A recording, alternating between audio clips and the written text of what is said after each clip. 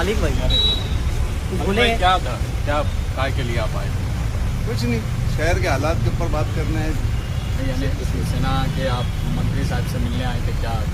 अपने मंत्री है ना अपने गांव के, उनसे तो मिलना आना ही पड़ेगा कामकाज के विषय पे।